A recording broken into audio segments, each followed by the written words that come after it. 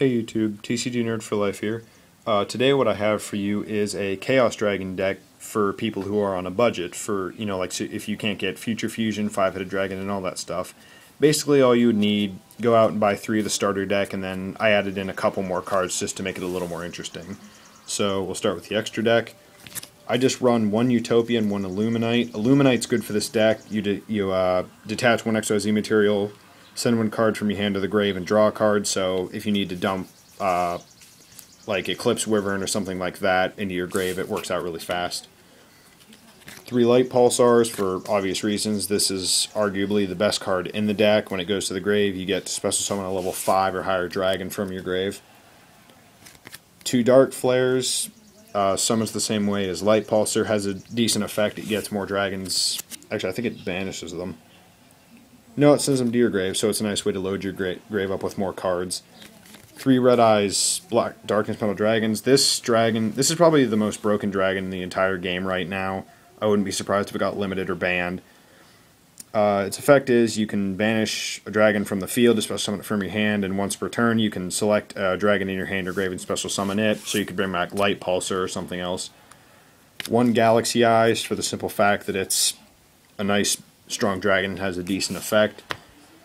1 Vice Dragon. This card is in here for no other reason than just to be a dark card, and maybe if your opponent has a monster, you special summon it out, banish it for Red Eyes.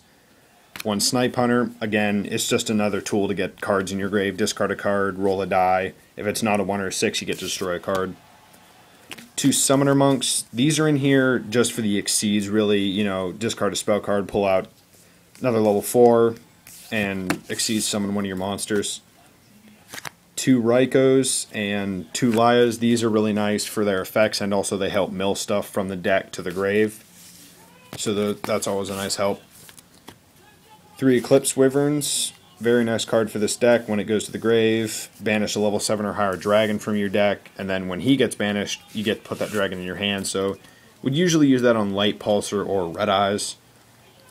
3 Mystic Tomatoes, again, this helps pull out Summoner Monk, Snipe Hunter, all your lower level or your lower attack dark monsters to help get things moving. 1 Chaos Sorcerer, just because it fits in with the deck, like a Light Pulsar and Dark Flare, and it has a decent effect too. 1 Monster Gate helps summon out your bigger dragons really well if you can't seem to get them. 2 DDRs, I apologize, I forgot to put the second one in here. At least I think I did. No, it's in the stack. I apologize. Let me pull that out. 2 DDRs, that way if you need to banish one of your bigger dragons or a monster you might need, like Eclipse Wyvern, you discard a card, which is nice, banish the target monster and it comes back. Let's see. I believe I have 3 MSTs just for staples. I apologize. I was organizing this deck earlier, but I think I think something distracted me. Nope, just 2 MSTs in this deck, I guess. I normally use 3, but I decided on 2. 1 Reasoning. This is a great card. Your opponent calls out a level. You pick up you pick up cards until you reach a monster that can be normal summoned. If it is the level they called, they all go to the grave. If it is not the level, you get to special summon it. So, for example, if they called out level 8 and you pulled Light Pulsar, you could special summon it. If you pulled Darkness Metal, he would have to go to the grave. 1 Charge of the Light Brigade. It helps pull your Light Sworn out of your deck, and it mills 3 cards. Dark Hole, for obvious reasons, is just a nice staple.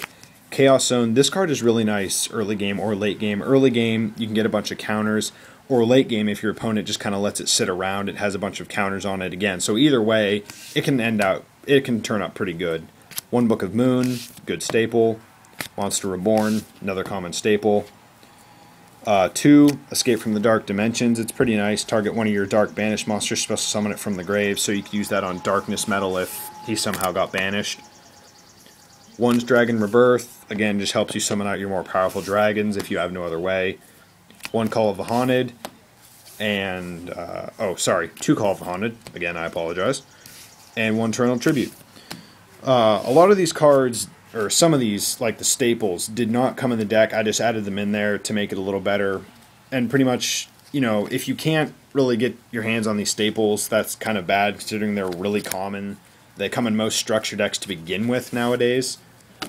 But, I mean, if you have your own staples, it's whatever. But, yeah, that's pretty much my version of a Chaos Dragon deck, if you're on a budget like I am, unfortunately, I don't have Five-Headed Dragon or anything. If you have Future Fusion and Five-Headed Dragon, this deck is ridiculous, which is why it's pretty much on the top of the meta right now. Little side note, I'll be posting a couple more videos this week if you want to check them out. As always, rate this video and subscribe to me, and until I see you again, see you later.